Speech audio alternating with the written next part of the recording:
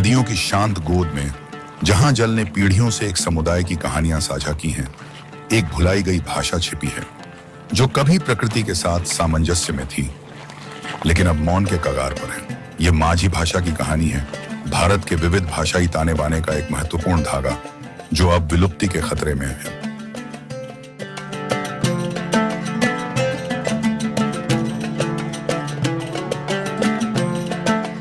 2018 की यूनेस्को की एक रिपोर्ट ने एक स्पष्ट वास्तविकता उजागर की। भारत में 42 भाषाएं विलुप्त होने के खतरे में हैं। इनमें से भाषाविद माझी को सबसे अधिक खतरे में बताते हैं, जो मुख्य रूप से सिक्किम, दार्जिलिंग और आसपास के उप हिमालयी क्षेत्रों में बोली जाती है।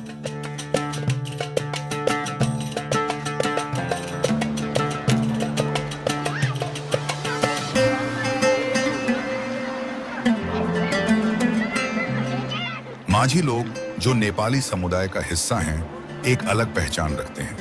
उनकी गहरी भूरी त्वचा, मध्यम कद और पूर्वी एशियाई मंगोलॉयड विशेषताएं उन्हें क्षेत्र के समृद्ध सांस्कृतिक ताने बाने में अलग करती हैं।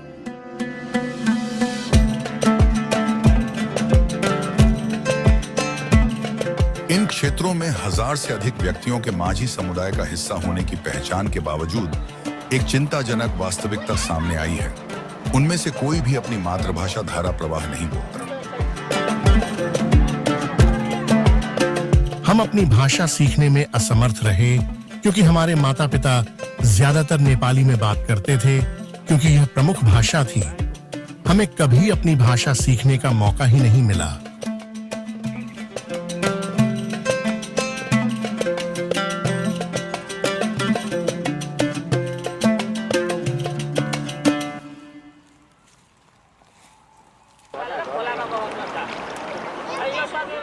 माझी लोग एक अनूठी आत्मवादी विश्वास प्रणाली का अभ्यास करते हैं, जिसे वे तांत्रिक धर्म कहते हैं। उनके देवी देवता मंदिरों में नहीं, प्रकृति में पाए जाते हैं। नदी स्वयं एक देवी है, जिसकी पूजा लाड़ी पूजा जैसे अनुष्ठानों के माध्यम से की जाती है। लेकिन हर बीतती पीढ़ी के साथ अनुष्ठान तो रहते हैं, लेकिन वह भाषा जो उनके अर्थ को व्यक्त करती है, फीकी पड़ती जाती है।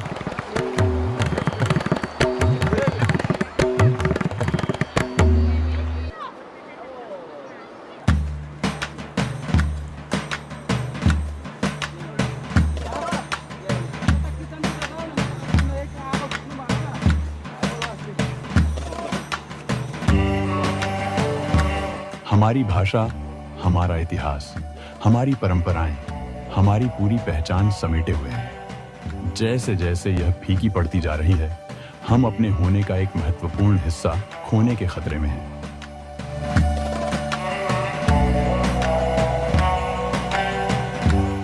सिक्किम और दार्जिलिंग में, जहां नेपाली का बोलबाला है, माझी भाषा धीरे धीरे विस्थापित हो रही है।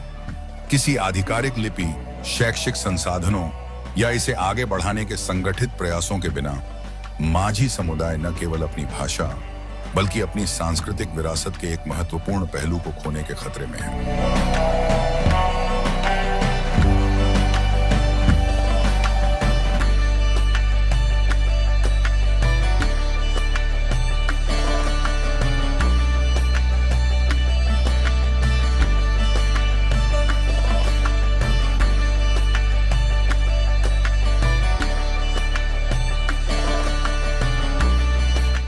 मैं अपनी भाषा को संरक्षित करने के लिए अपना सर्वश्रेष्ठ प्रयास कर रहा हूं। मैंने नेपाली लिपि में कुछ माझी शब्द लिखे हैं और उनसे एक किताब बनाने की योजना है। हमारा लक्ष्य है हर रविवार को 1 से 2 घंटे तक बच्चों को पढ़ाना। मैं सभी माता पिता को भी प्रोत्साहित कर रहा हूं कि वे अंकल और आंटी जैसे शब्दों का उपयोग करने के बजाय माझी भाषा में पारिवारिक संबंधों को सिखाना शुरू करें।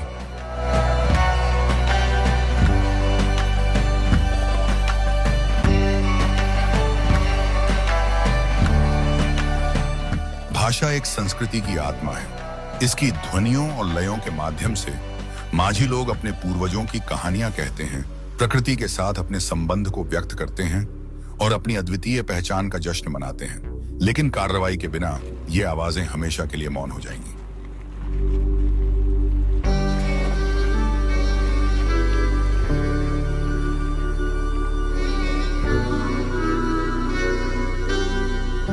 अगर मुझे भी अपनी भाषा सीखने का विकल्प मिलता तो मैं बहुत खुश होता।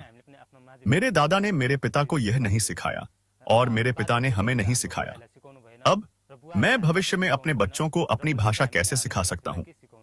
हमारी भाषा लगभग गायब हो गई है और मुझे डर है कि एक दिन हम भी गायब हो जाएंगे। उम्मीद बाकी है। पास के नेपाल में माझी भाषा अभी भी उन समुदायों द्वारा बोली जाती है जिन्होंने इसे संरक्षित करने में सफलता पाई है। भारत में माझी लोग अपनी भाषाई विरासत को पुनः प्राप्त करने की यात्रा शुरू करते हुए इन समुदायों से प्रेरणा ले सकते हैं।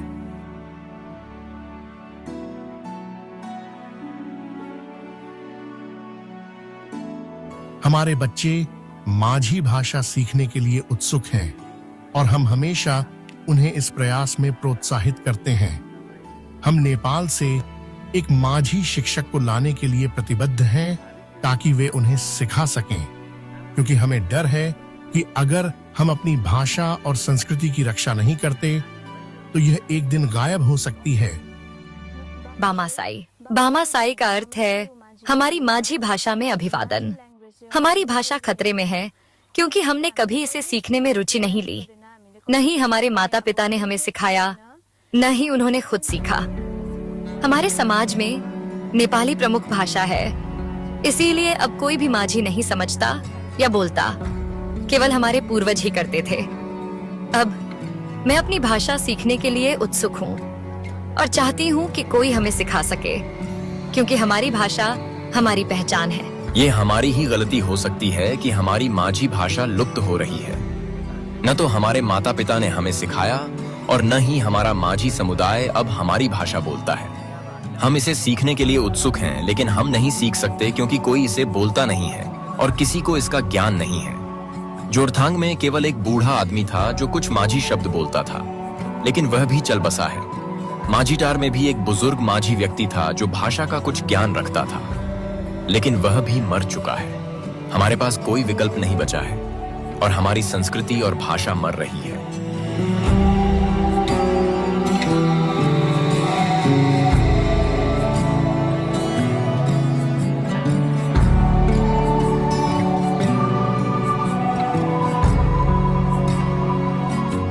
माझी भाषा की किस्मत खतरे में है। इसका अस्तित्व समुदाय की प्रतिबद्धता, सरकारी समर्थन और भाषाई विविधता के महत्व की पहचान पर टिका हुआ है। हम अपने बच्चों को माझी भाषा सिखाने की कोशिश कर रहे हैं और इसके लिए संसाधन इकट्ठा कर रहे हैं। माझी भाषा की अपनी कोई लिपि नहीं है, इसलिए हम नेपाल में ढूंढ रहे हैं कि क्या इसके लिए कोई लिपि उपलब्ध है। इस बीच हम देवनागरी लिपि का उपयोग करके अपने बच्चों को सिखाने की उम्मीद करते हैं।